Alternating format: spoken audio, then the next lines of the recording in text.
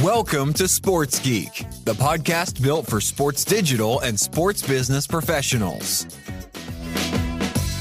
And now, here's your host who helps venues leverage digital platforms to improve the fan experience, Sean Callanan. Thanks, DJ Joel. I'm Sean Callanan, and welcome to episode 400 of Sports Geek. This week, I chat with a good mate of mine, David Jones. He's the Chief Information Officer at AEG. And I do love helping venues leverage digital platforms to improve the fan experience. If that's you, please get in touch. Sean at sportsgeekhq.com or on socials at Sean Callanan or at SportsGeek. The inbox is always open to listeners. Thank you very much for listening. This is episode 400. You might be doing so at the Sports Geek website, sportsgeekhq.com. You can go there and check out all the previous episodes, all 399. They're all there, but you can also listen on your favourite podcast app. That might be mine, Pocket Cast. It's been my favourite for the whole time I've been podcasting, actually built here in Australia. But you can also listen to the podcast on Apple and Spotify. I've obviously got a lot to say, episode 400, but I don't want to wait. You can listen to me rattle on a little bit later after my chat. I really enjoyed catching up with David Jones. He's a longtime friend through our long association with the SEED conference. He is the CIO of AEG. Welcome and enjoy episode 400.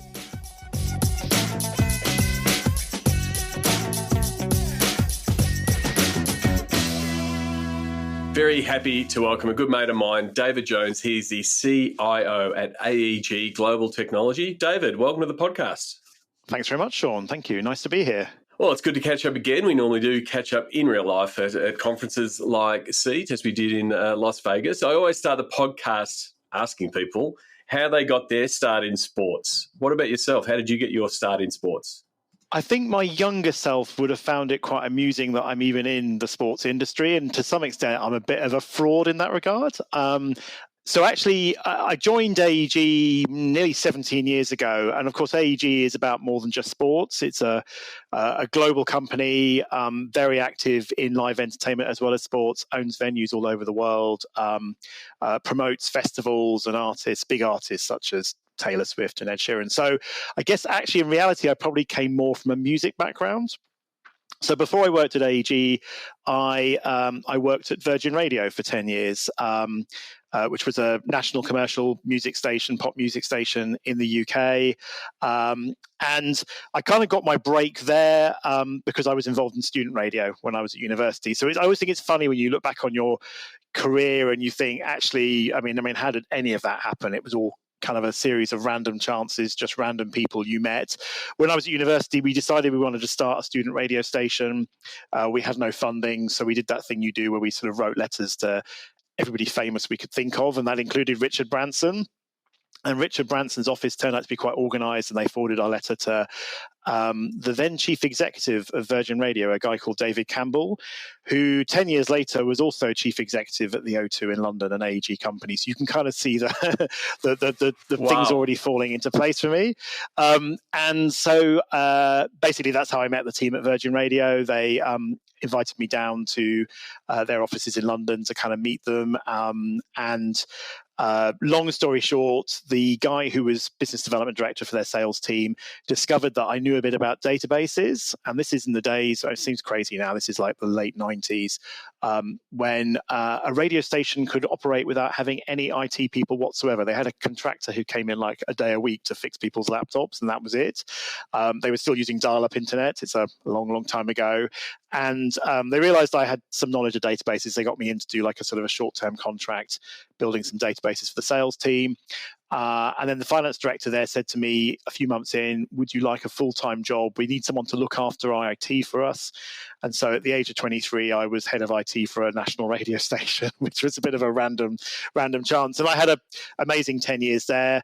Virgin company felt quite start-up-y in field, quite a young workforce, quite a work hard, play hard workforce. So probably a job I couldn't have done in my 40s. There was quite a lot of drinking after hours, lots of going back to the radio station at 2 a.m. and drinking heavily. But yeah, I learned loads there. I kind of built a technology team from scratch. Literally, I was the only person on day one. And by the time I left, there was 15 of us, I think. I'd taken on running all the broadcast technology as well, which was a bit scary because, again, another area I was a bit of a fraud in that I didn't really know much about the audio side of radio, but I had some very good people in the team who did. And yeah, I suppose 2007, which was my last year at Virgin, was the year that AEG opened the O2 Arena in London. And I had a tip off that they were kind of looking for a new IT leader from somebody who worked at AEG. And I applied for the job sort of late 2007 and was offered it and joined AEG in 2008. And I guess I suppose my first 6 months at AEG, I guess for a lot of people, your first few months in a new job are kind of quite scary. I've been at Virgin for 10 years, so it's quite a jump out of my comfort zone. And I found, there was quite a lot to do, I guess, in my first few months. The team at the O2 had been without an IT leader for a few months, and the venue had been open just over 6 months, and it felt like there was a lot to do.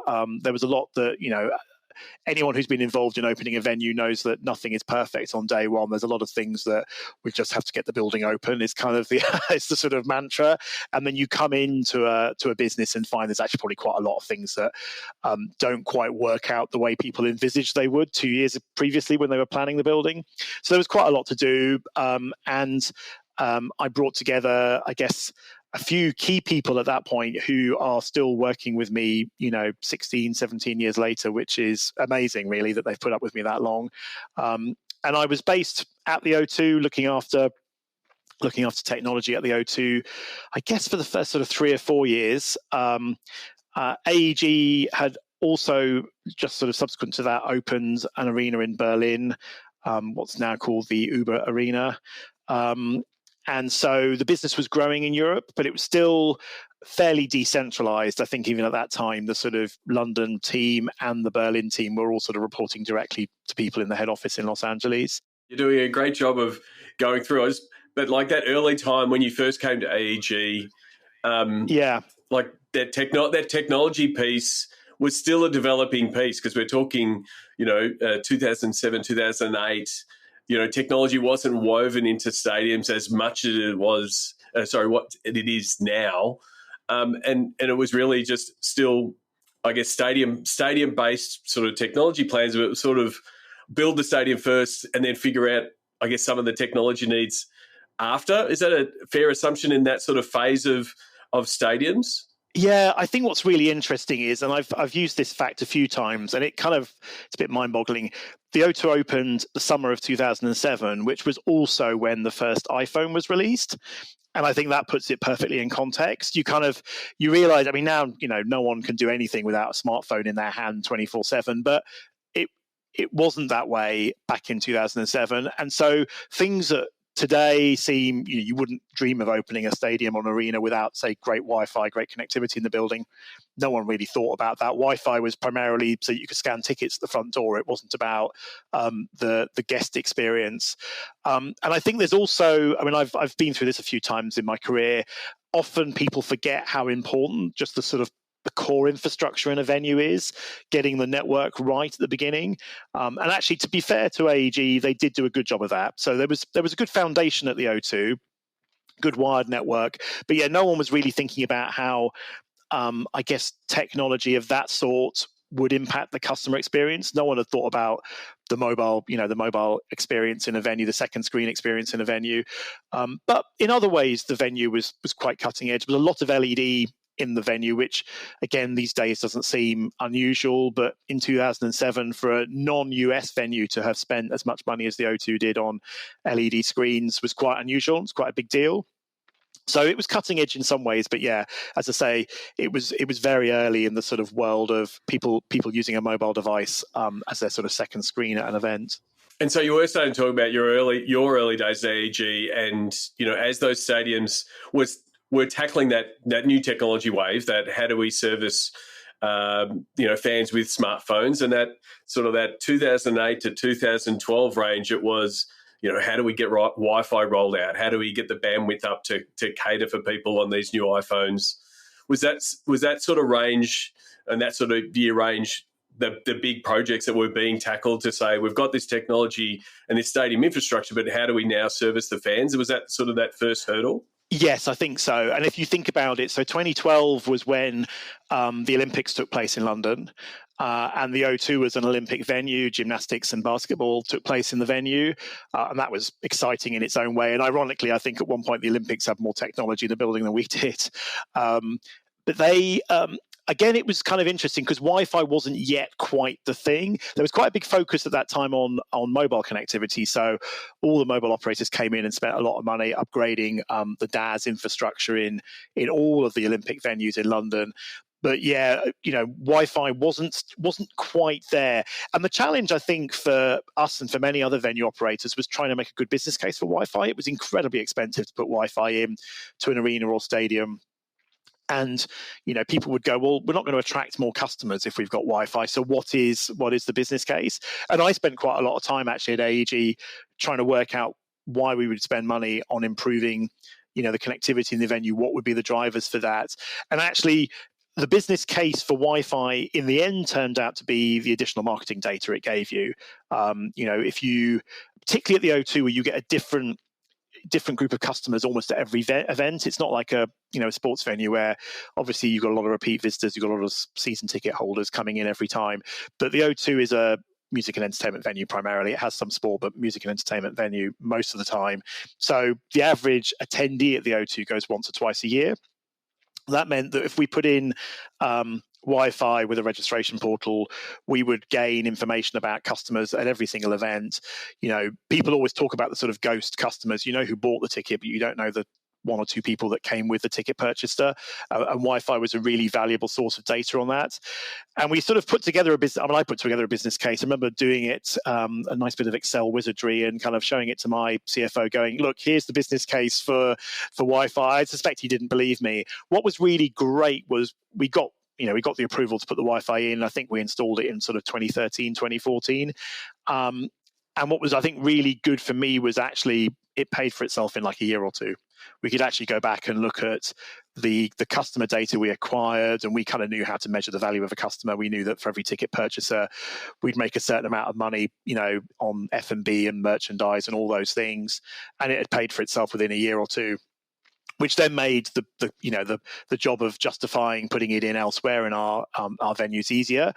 And it also, and I think we didn't really appreciate it at the time, we kind of saw it as a means to an end at that point, but it also then, of course, became the foundation for a whole load of other things. There was a whole load of things we wanted to do in our venues that needed great connectivity, and Wi-Fi was an important part of that.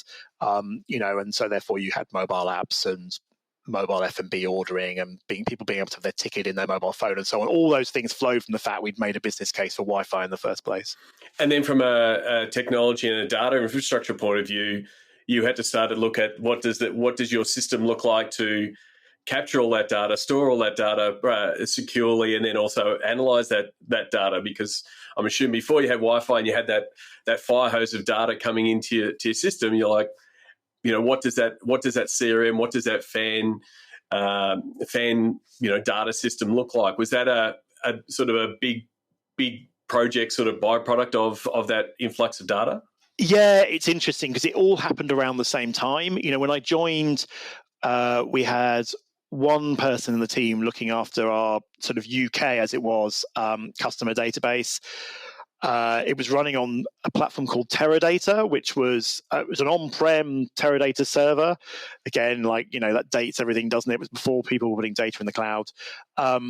Required quite specialist skills, and we were, as we know now, we're probably scratching the surface of what you could do with that, the insight you could get from that customer data, how you could effectively market to it. And our data and analytics team has grown over time, as it has in pretty much every sports or entertainment organization since then. And of course, if you're in a business like ours, where we own both the venue, but we also promote music events ourselves through our venues and through other people's venues. And in parts of the world, in Los Angeles and in Berlin, we own sports teams.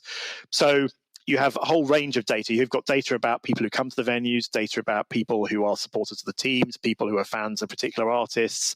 And of course, the exciting thing is about where that data crosses over. And you've got to kind of look at that, both obviously in the context of what you can legally do from a privacy perspective, but you can learn a lot about a customer by, they've bought tickets to more than one event. You can start to build a picture about that customer and do some quite clever things about, using machine learning to try and predict what other events they might go and see.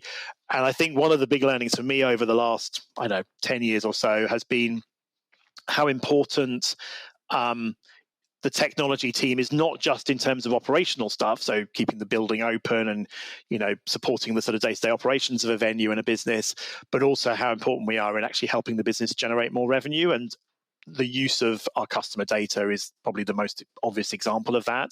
There's a whole bunch of projects I can think of the way we've got direct, really obvious ROI from just spending a bit of time going, here's a really innovative use of that data, and some of this stuff is now not terribly innovative, but back in 2012, 2013, it was, identifying, as I said, customers who are more predisposed to purchase tickets to a certain artist or a certain event, and then marketing that event specifically at them.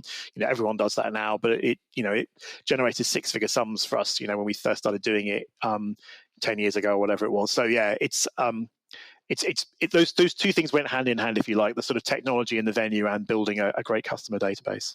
So how do you talked there about, technology is now just infrastructure and it's just required, again, like the Wi-Fi conversation, Wi-Fi is required just the same as, toilet facilities are required in a stadium. It's just the utility, but there's always a lot of work to keep that operations going. How do you make sure that you carve out that time for your team to go, we also want to not just be stuck in operations, because there's always projects happening, there's always upgrades happening, there's always things to do to keep, the operations going, but you also want to have that revenue focus, they're taking the time to either dive into the data and look for solutions and look for improvements. How do you, help your team, but enable your team to carve out that time? I suppose I'm lucky in a few ways. The first thing is, obviously, if you said, obviously, I'm CIO for AEG Global Technology, so I've got a reasonably big team now, and there are people whose role it is specifically to look after, venue infrastructure, to look after the network and the other infrastructure in a venue. There are people whose roles are quite operational, and actually what we've done at AEG is kind of create a genuinely global team that does that. And so we've got expertise, particularly on the sort of network infrastructure side, for example, where we're running multiple infrastructure projects at any one time. In the last 12 months, we've done a Wi-Fi upgrade at the O2. We're currently in the middle of a Wi-Fi upgrade at Crypto.com Arena in Los Angeles, and those projects are almost sort of running as overlapped simultaneous projects. The nice thing, and what we've tried to do, is we've got that sort of core central team focusing on infrastructure and operations, and then we've got team specifically focused, dedicated to looking at data and analytics, how we can best use the data. And what's really important, what's really great about that team is they're very, very closely aligned with the business. They spend a lot of time with the business. Our VP of data and analytics, he's often the first person I will personally go to when I want to understand something about the commercial drivers of our business. All businesses are full of people with loads of anecdotes. They'll go, oh yeah, the reason this particular sales strategy doesn't work is because of X, Y, and Z. Actually, he's the person I go to go, explain to me actually how this really works. What sort of tickets are we selling in this particular circumstance? What sells well? What doesn't sell well? Why is this venue different to this venue? And he has that understanding of the data, and then he'll work very closely with the businesses to go, okay, what are your priorities for the next 12 months, the next 24 months? How can we help you deliver that? So, a really good example would be if we want to, if there's a focus on maybe a new premium product in a venue, one of the key things there is how you get the pricing for it right. So he might then work with that business to do pricing models and understand the right pricing for that, so that we, if you get the pricing right, it means you sell out your premium inventory or whatever the inventory is for most of your events. Whereas if you make it too expensive, you don't. If you make it too cheap, then you sell out too quickly. It's that sort of classic sales curve. So they'll do a lot of analysis of that type to make sure we're maximizing the benefit of of the inventory we've got. And it's that sort of focus, it's that really close focus and really close partnership with the business that really works well in that part of the team. And so I think that's kind of why, and I feel for smaller organizations, often, many of the people I meet at conferences like SEAT are kind of like single venue, single sports team businesses, and they don't necessarily have that depth. It's a nice situation that we're in at AEG, where we've got the scale to be able to build, a big data team and a big infrastructure team, and people can become real experts in their field. And is one of the other advantages, I guess, having similar venues in different parts of the world that can take learnings from one another, whether someone's had that concert come through previously and there's some learnings and around what another stadium did, whether it's a similar size, similar demographic profile, you're able to take those learnings from stadium to stadium? Yeah, absolutely. I mean, I think that is one of, it's part of the secret sauce, if you like, of AEG. As I say, many businesses in our sector may only own one venue, and it means on a whole range of things you're only ever doing things once. You do a venue upgrade of some sort, a technology upgrade, and you may do it every 7 or 8 years, 10 years or whatever, and then the people who come to do the next upgrade may be all completely different to the people who did the last one. So all that sort of history and all the lessons have been forgotten. So I think from my perspective, and this applies across our business, it's not just a technology benefit. The fact that we've got, globally, AEG has 5 large venues, Crypto.com Arena in Los Angeles and Dignity Health Sports Park, where the LA Galaxy plays. And then in London, the O2, Uber Arena in Berlin, and the Barclays Arena in Hamburg. Those 5 arenas, there's always one of them that's going through some sort of technology project that can help us with the next one. As I said, we've done a Wi-Fi upgrade at the O2 this year. We're just doing one at Crypto. We're planning one in Berlin for next year, and it's the same team doing that. And if we get the project planning right, then they don't end up with them all happening at the same time, which of course sometimes happens. We try not for that to happen, but that's the focus for me. Is the knowledge we gain and the expertise we gain, which means actually every subsequent project is done better. We've learned some lessons from the previous one. We can deliver it more quickly, and actually it's interesting doing these projects in different markets. You sometimes end up working with different vendors and you go, oh, that's an interesting idea. We could apply that trick we've seen in one venue in another that helps us deliver a particular project more quickly or whatever. So yeah, that's definitely true. And I think the same is even more true on the data side. One of the things that's been a real benefit of creating this global technology team at AEG, historically I was doing technology just for Europe, and now I'm also looking after the 2 big venues in Los Angeles. We can go, we've got these standard data products which we've built for one of our businesses globally. Actually, we can roll that out everywhere, because the reality is they're actually quite similar businesses. Obviously, they've got differences. The venues in North America are much more sports focused maybe than the venues in Europe, but F&B sales monitoring and knowing when your customers have arrived in the venue and all those sorts of things, they're fairly similar across all of our businesses. And so you can create analytics and dashboards and reports and so on that can then be repurposed in multiple locations. And sometimes we get great ideas from one venue that we can transplant to another. A really good example of that is all of our big venues now use the new sort of AI-driven security scanners at the entrances, which have completely made a massive difference to the experience our customers have coming into the venues. But what was interesting to me is we piloted that in certain venues, and then you could look at the stats from it, how quickly people came into the building. One of the really interesting stats was you then made more money on food and beverage, because people, people aren't in a line for 20 minutes outside waiting to come in. They've got time for a second round. That in itself then helped us demonstrate the value elsewhere in AEG for, okay, this was the uptick we had in F&B sales, which means there's a good business case for us doing this elsewhere. So it's that sort of learning where you can say, we'll take a piece of analysis or data we've done in one place and apply it somewhere else. I mean, having that global view of sports fans, we're always looking at some of the differences, how UK fans go to sport and concerts, and how it might be different to how they go in LA. I had the conversation with E-Ray in Jacksonville talking about his experience at Marvel Stadium when he was working in Australia and now working in Jacksonville. I mean, as an IT person, it's ones and zeros. You're trying to get standard practice everywhere. But are there some tweaks that you have to do for different fans, whether they be in Europe or the US or in different markets? I guess the technology is a bit different in each of our venues, but it probably reflects more the content than the fan. If you take somewhere like Crypto.com Arena, we're in the off season at the moment, so the new basketball and ice hockey season starts in the next few weeks, and so that's obviously a great opportunity to do a whole load of maintenance and upgrades in the venue when it's not quite so busy. And we've been investing at Crypto.com Arena over the last few years. The venue was opened in like 1999, so it's a reasonable age now, and we've been doing quite a lot of renovation work in it, and that includes technology. And so I think a really good example would be, because it's a sports venue, it has lots of broadcast infrastructure, and it's got a dedicated broadcast team, and it's got a big center hung screen and all of that. And you'd go to, say, the O2 or the Barclays Arena in Hamburg, doesn't have any of that infrastructure or equipment. If we have a sports event in those venues, you bring in all of that production technology just for the events, as you would for a concert or whatever.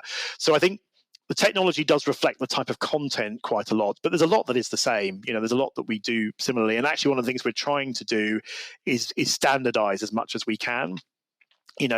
Company like AEG, obviously we're kind of 25 years old as a business, and actually we've ended up, just because big companies do that, doing things slightly differently in different places. And it was definitely an opportunity there to streamline our technology operation, make it easier for us to support by having like the same standards and the same systems and so on in as many places. So I think the content maybe drives the technology. What's also interesting, I think, is the way event producers use the venue does vary a bit. The amount that people will maybe sort of, order comm circuits and telephone lines and stuff does vary quite a bit by market and by business. But fundamentally, I think the fans are, sport is obviously different to music, but the fans fundamentally want the same things. They want people to get into the venue quickly. They want a nice, comfortable seat. They don't want to have to wait in a line for food or to use the restrooms or whatever, and that experience is hopefully the same everywhere. I mean, you did touch on it there with the different, broadcast requirements of different markets, but also, a lot of the stuff we've spoken about is that fan facing. Can I get to my seat? Can I get my food and beverage?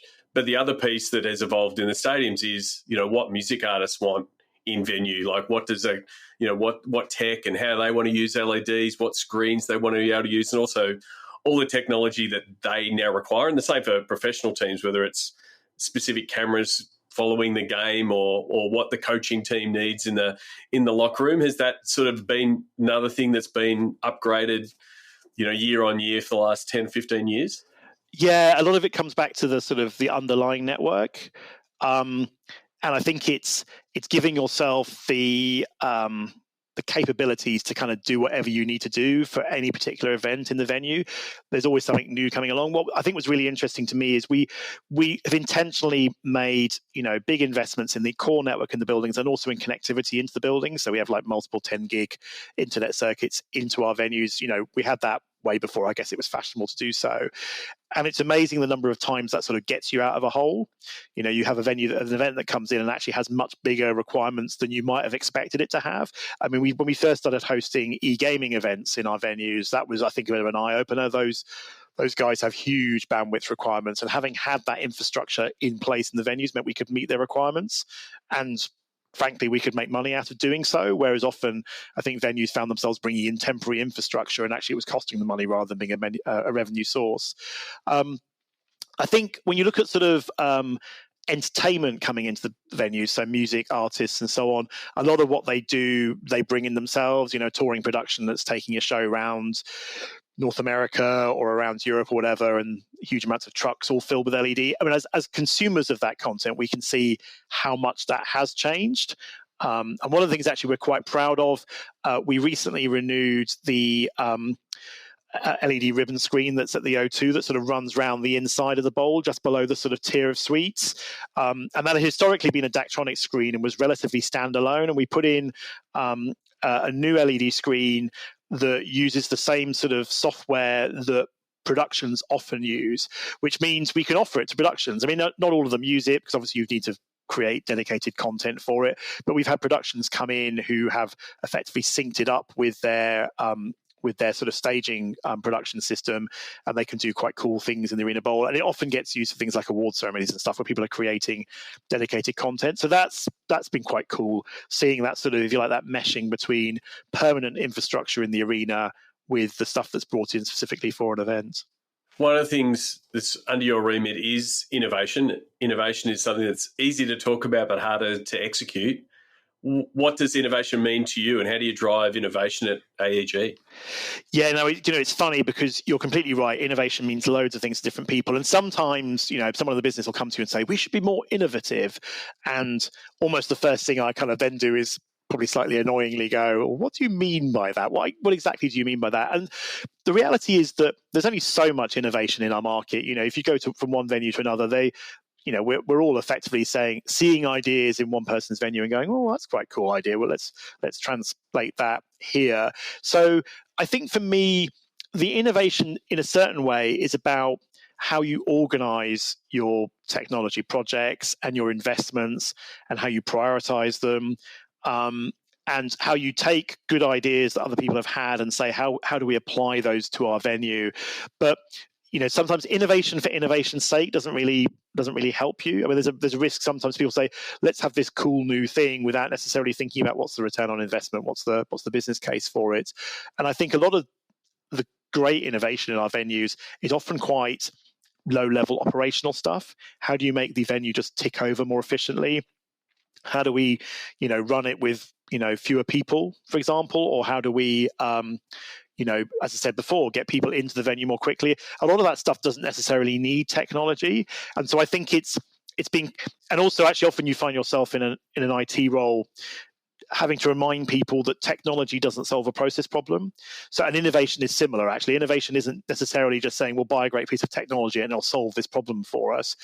You have to have thought about how you're going to use it and the processes that you have around it and so on. So yeah, I mean, that's kind of a long-winded answer. But yeah, I think in our business, it's often about how do we identify the technologies that will really help us drive revenue.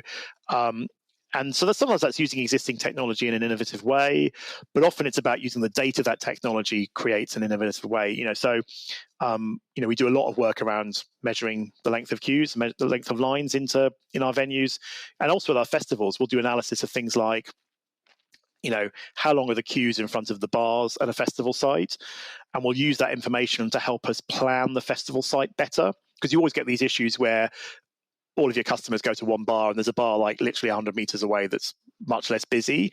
And that kind of gives you insight into the sort of like human psychological behavior about how they move around a festival site. And you say, okay, how do we use that data to help us plan the site differently, for events next weekend or the event we run next year? Obviously, in a venue, you can't necessarily move bars around. The infrastructure was fixed in a certain way, but it helps you think about signage and about how you direct customers around the venue as well, and what products you put where and so on. And for me, that's sort of incremental day-to-day innovation, just helping you kind of tick up your spend per head, your per caps, the amount of revenue you make out of F&B and merch and so on. That's the sort of innovation that's really critical in a business like ours, because we're like any business, we're always looking for growth, but the building's still the same size, it's still got the same number of seats in it had last week. So you would always be thinking about how you drive growth through innovation. And it's a little bit like you said before with the unintended bump, or it might have been intended, rolling out the security infrastructure piece and seeing the F&B bump up in being able to see those results and tell those stories and those outcomes in an innovative way, to say, hey, the innovation from this was, the result, and sort of having your team understanding that, rolling out something in this part of the stadium has this effect, whether it's, we've heard the one of, the number of menu items on the menu causes decisions and make people go slower, and removing one item. It's not the big, bright, shiny bit of tech, but it is, I guess, small incremental innovation. Yeah. And I think also I would say that one of the things that sometimes isn't remembered is that if you focus innovation on guest experience, often that leads to a revenue bump nonetheless. I mean, that example I gave earlier about, reducing the length of lines coming into the venue then helps you make more revenue off F&B, which is kind of obvious when you think about it, but isn't necessarily the first thing you think about when you're saying we should put better technology in for scanning our customers as they enter the venue. And so I think one of the things we're, like many other venue and sports teams owners, we're really focused on guest experience as well, because if you make the guest experience really great, then a whole bunch of other things flow from that, including revenue. people, a classic example is people will often come into the venue earlier if the guest experience is really good, and if they come into the venue earlier, they're inevitably going to spend more money. And particularly for a sporting venue, where you've got a lot of repeat fans and they may be used to what's around the venue. You always hear this story, people who run, soccer stadiums going, our big sort of driver is to try and get people into the venue early rather than more drinking in pubs around the corner. That's just as true of an arena. You want to make the experience great in an arena so people come early and they stay longer. And you think about it in everything about how you design the bars, how you design the concourses, how you design the premium spaces. You want to make it a place that people want to come early and spend longer in, and then they'll spend more money. So that guest experience piece is a really key part of it. And so for you, being CEO, you want to have that 30,000 foot view of what is happening, and just to get some idea of the scale, over 200,000 events annually and 100 million fans going through AEG venues. How do you keep on top of what's happening through all the AEG businesses, not just the venues?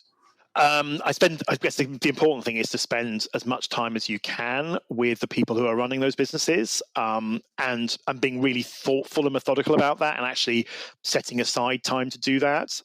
Regular, catch-ups with people, and actually being quite intentional about having informal catch-ups with people. One of the things I've learned more recently sometimes is that the power of a meeting without an agenda. Often, a lot of my sort of meetings are very structured, and we go in and say, here are all the projects we're working on. Let's go through the list and see how we're doing on them. And if you turn up in a meeting and say, actually, I haven't got an agenda today, I just want to talk about some of the things that are on your mind, and what are the sort of longer term things you're thinking about, and trying to carve out some time for that. It's quite hard to do because we all sort of default into the day-to-day operational stuff, but carving out that time. We talked about innovation. Innovation doesn't just come from the technology team, it comes from everybody in the business. And if you can spend some time understanding what people's pain points are, what they are thinking about trying to change and improve, you can then think about how technology might align with that. And that only happens if you spend time with people. And I've got this global role at AEG now, which means I'm looking after venues in Europe and in the US. And I still am based in London, so I'm there most of the time. But for me, being physically present is important. We've all got used to a world where we can do things on Zoom or Teams or whatever, but I think it matters so much also being actually physically in the same room as people. If you're trying to have a conversation, a creative conversation, it's quite hard to do on a screen. Screens are great, again, for those sorts of meetings where you've got an agenda and you're working through stuff. But if you're trying to be creative, it's much better done in person. So I do travel quite a lot, and that's intentional because I think it's important I spend time, as much time as I can, talking to the senior people who run our, music and sports and venue businesses. And you mentioned earlier that you did, you came to the world of sports late. You'd been in the world of radio with Virgin, and you're now working in the world of sports. It wasn't something that you intended, when you're a younger man. Do you have any advice for people who work in the technology space that want to break into the world of sports, or sports business professionals that want to specialize in the technology space in sports? I guess, it's interesting.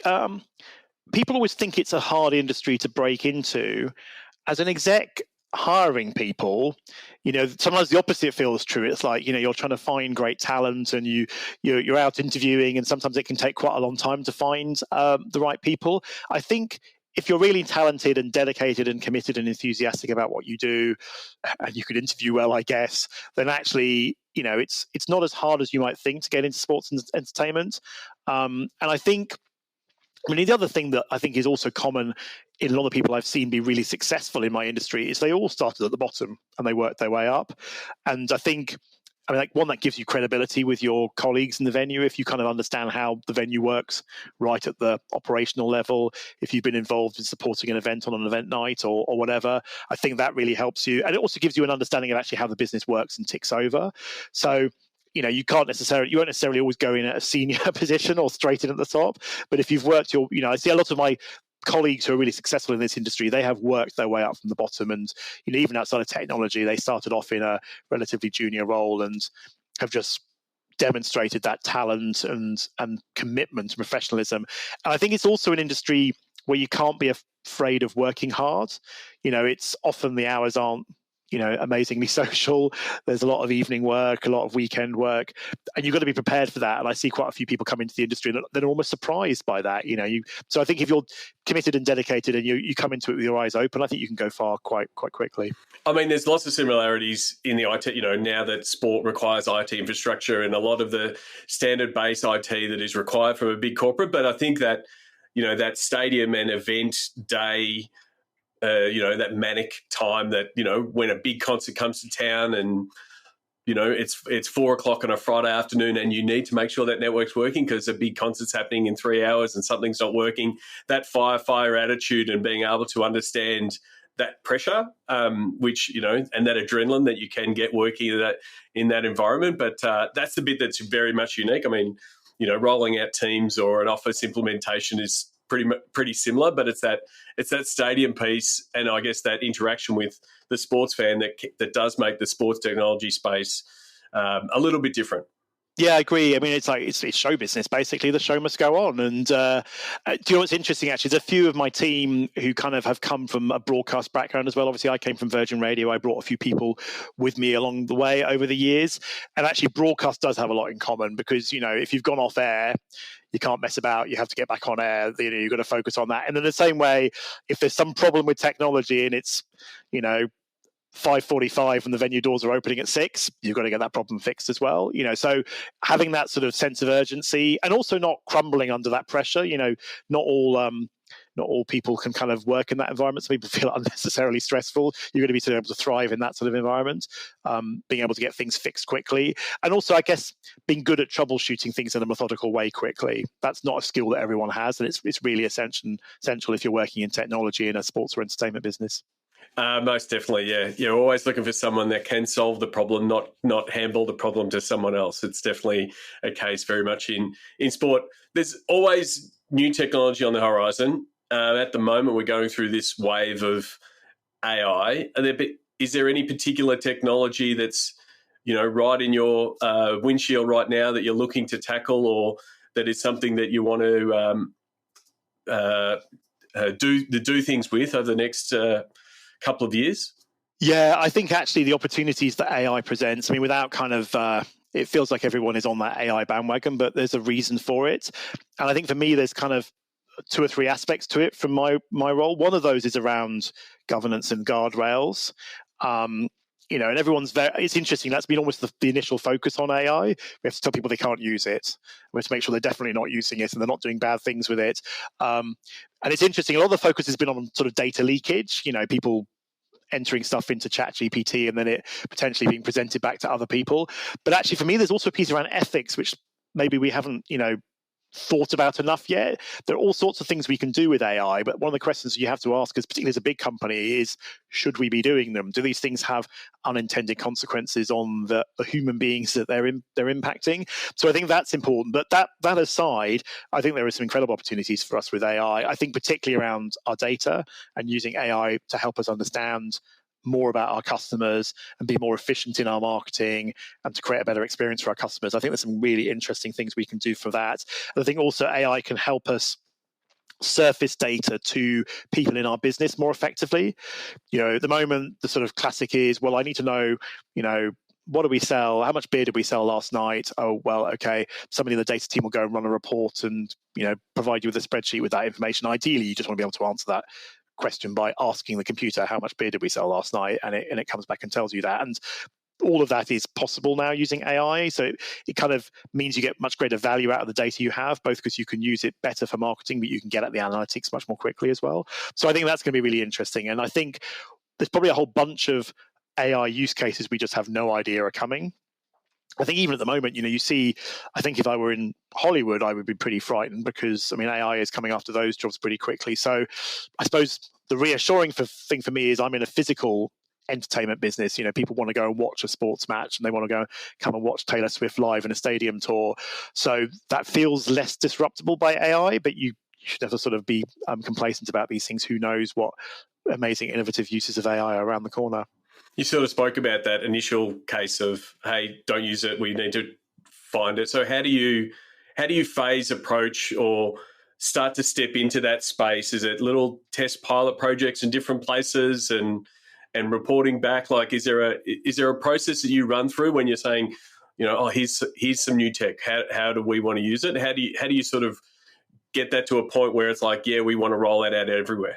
Yeah, I think the thing for me is there are lots of clever, innovative people in the business. So it's not the technologies team's job to say, no, you can't use this, or yes, you must use this.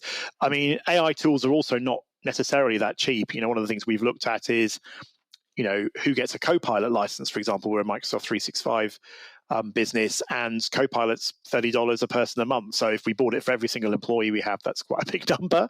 But equally, there are people in our business who will benefit from that technology. So that's been one of the interesting things as well, is actually, working out how do you evangelize it? How do you make people aware of the benefits of it without just kind of like rolling it out to everybody on day one? And yeah, so there have been a number of our businesses are doing pilots, but in parts of our business, we're kind of already using it. And I think what's interesting is there's been a real focus on AI because generative AI came along and kind of has wowed us all with its clever abilities. But there's been loads of, and it often depends on how you define AI. One man's AI is another man's machine learning. But we're already using forms of AI in terms of how we analyze our data, regression analysis and stuff, where you kind of say, okay, these customers are all very similar. The tech I was talking about earlier that scans people as they come into the venue for security purposes, that's basically another use of AI. So it's already out there. I think the generative AI sort of will be really interesting in how it helps us with data. And so there it has been about, okay, I guess two things: finding ways to do pilots, also providing, like, if you like, officially sanctioned tools to our business so that people don't then feel the need to go off and use stuff that's just on the internet and where we might not be able to govern the data that goes into it. So yeah, those are the two things I think are key for us. Terrific. Well, Dave, I really do appreciate you coming on the podcast. It's been a long time us locking this in. I want to get to the Sports Geek closing five. Do you remember the first sports event you ever attended? I was thinking back on this earlier. So my dad was a massive rugby fan, Welshman, you would never guess, with a surname like Jones. So actually he took me to my first sports event, which was to go and see London Welsh play at home in Old Deer Park, which is kind of near Richmond in West London. And he sort of instilled in me a love of rugby, although I think he'd be horrified now to realise that I'm an England supporter. So that didn't necessarily work out how he wanted it to. Terrific. We've talked a lot about the upgrades in the technology experience, but the food experience at sports events has also gone forward leaps and bounds. Do you have a go-to food or a favourite food memory at a sports event? I guess staying on the rugby theme, I've been lucky enough to be invited a few times to go and see England play at home at Twickenham, like in corporate hospitality. And an England game in February in London, it's pretty cold. So actually, I'm always quite a big fan of when the catering goes down there. We're going to give you pies or stew or something like that. That's always it's nicer than a burger or some chicken tenders or whatever. I'd much rather a nice pie. Absolutely. Managing a global team, means you do get up in the morning and being inundated. What's the first app you open in the morning? Do you know what? I try not to make it be my email app, because you're right, there is one of the downsides of having a global team is whenever you wake up there's already 400 emails in your inbox, and one of those 400 will be somebody going, this is really urgent, this is on fire, you need to deal with it. So it's not great for your mental health, emailing the first app you open. Probably it's Twitter. I kind of refuse to call it X, and despite all the terrible things that Elon Musk is doing to Twitter, it's still probably the first app I open. I've tried Threads, I've tried Mastodon. There just isn't the content there yet. So yeah, Twitter's my sort of go-to first app of the day, I would say. Yes, not that that's actually not sometimes good or bad for your mental health either, but it is somewhere where you can check in within the news of the day. Yeah, find out what Trump's been up to overnight. Not necessarily always the greatest thing to look at. Is there someone that you follow, might be someone on X or it might be a colleague that the podcast listeners should give a follow, and why? Oh, see, I struggle with this one because actually I don't get an awful lot of tech or sports information off Twitter. Actually, I'm more of a current affairs type person. So I guess my primary use of it is to keep up to date with the news. So I'd say my two favourite accounts, there's a UK journalist called Lewis Goodall, who's a complete sort of anorak about everything electoral, and I find him fascinating to follow. I'm not sure if that will necessarily resonate with your Sports Geek podcast listeners. The other one I like is Larry the Cat. So Larry is the 10 Downing Street cat, and he has his own official Twitter account. I'm always interested to see what he says. So yeah, I definitely recommend those two. Terrific. We'll give them a follow.